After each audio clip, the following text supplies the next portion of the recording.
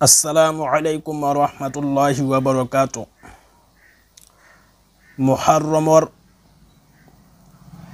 ৰোজাৰ ফজিলতৰ উপলক্ষে আপোনালোকৰ ওচৰত এটা হাদিস দাঙি ধৰিম ইনশাআল্লাহ। আৰু এই মুহৰৰমৰ 10 তাৰিখৰ দিনা অৰ্থাৎ আশুৰাৰ দিনা ৰোজা ৰাখিলে কিমানখিনি ফজিলত লাভ কৰিব পাৰে এজন ব্যক্তিয়ে, সেই বিষয়ে আপোনালোকৰ ওচৰত ইনশাআল্লাহ দাঙি ধৰিম। আৰু আপোনালোকে এই ভিডিঅ'টো শেষলৈ চাব বুলি মই আশা ৰাখিলোঁ।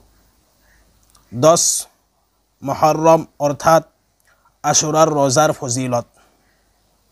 হযৰত কাতাদা ৰাদিয়াল্লাহু তাআলা আনহুৰ পৰা বৰ্ণিত, ৰাসূলুল্লাহ সাল্লাল্লাহু আলাইহি ওয়াসাল্লামে কৈছে, আশুৰাৰ ৰোজা পূৰ্বৱৰ্তী 1 বছৰৰ গুনাহৰ কাফৰা হৈ যায়। অৰ্থাৎ আল্লাহ তাআলাই যোৱা 1 বছৰৰ গুনাহ মাফ কৰি দিয়ে যিসকল ব্যক্তিয়ে আশুৰাৰ ৰোজা ৰাখে।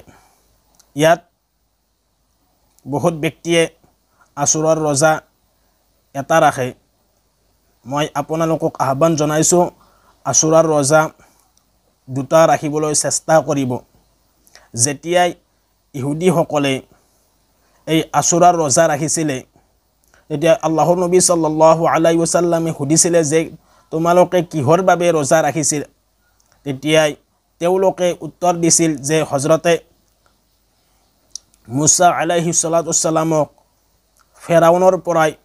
ফেৰাউনৰ অত্যাচাৰৰ পৰাই মুক্তি লাভ কৰিছিলে, মুক্তি পাইছিলে, সেইবাবে তাৰ বাবে তেওঁলোকে ইহুদীসকলে ৰোজা ৰাখিছিলে।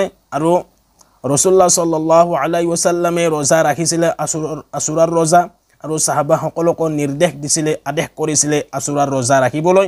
আৰু আল্লাহৰ নবী সাল্লাল্লাহু আলাইহি ওয়াসাল্লামে কৈছে যে আমি অহা বছৰ 9 তাৰিখেও আশুৰাৰ ৰোজা ৰাখিম। সেয়েহে আশুৰাৰ ৰোজা দুটা ৰাখিব যাতে ইহুদীসকলৰ লগত মিল নাখায়।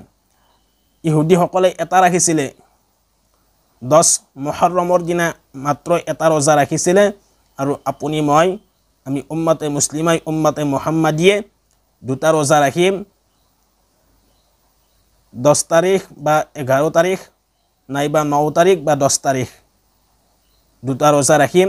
তো ইনশাআল্লাহ আমি যিখিনি ফজিলত আল্লাহৰ নবী সাল্লাল্লাহু আলাইহি ওয়াসাল্লামে বৰ্ণনা কৰিছে, নিশ্চয় আমি সেইখিনি ফজিলত পাম যদিহে আমি ইখলাসৰ সৈতে, ইয়াকিনৰ সৈতে, বিশ্বাসৰ সৈতে এই আশুৰাৰ ৰোজা ৰাখোঁ। সেইকাৰণে আমি সকলো যাতে নিয়ত কৰোঁ, মুহৰৰমৰ মাহ আহি পৰিছে, আশুৰাৰ দিন আহি পৰিছে, মাত্ৰ কেইদিনমান বাকী আছে। সেয়েহে আমি সকলো যাতে এই মুহৰৰমৰ 10 তাৰিখৰ দিনা যাতে ৰোজা ৰাখোঁ, সকলো যাতে দুটা ৰোজা ৰাখোঁ, কোনেও যাতে এটা ৰোজা নাৰাখে, দুটা ৰাখিব। আৰু এই ৰোজা ৰাখিলে কিমানখিনি ফজিলত কোৱা হৈছে হযৰতে কাতাদা ৰাদিয়াল্লাহু তাআলা আনহুৰ পৰা বৰ্ণিত, ৰাসূল আকৰাম সাল্লাল্লাহু আলাইহি ওয়াসাল্লামে ফৰমাইছে আশুৰাৰ ৰোজা পূৰ্বৱৰ্তী 1 বছৰৰ গুনাহৰ কাফৰা হৈ যায়। অৰ্থাৎ আল্লাহ তাআলাই যোৱা 1 বছৰৰ গুনাহ মাফ কৰি দিয়ে যিসকল ব্যক্তিয়ে আশুৰাৰ ৰোজা ৰাখে। এইটো মুছলিম শৰীফৰ হাদিস হয়। সেইকাৰণে আমি সকলো যাতে আশুৰাৰ ৰোজা ৰাখিবলৈ চেষ্টা কৰোঁ। মুহৰৰমৰ ৰোজা দুটা যাতে সকলোৱে ৰাখোঁ, তাৰ কাৰণে সকলোৱে নিয়ত কৰিব ইনশাআল্লাহ।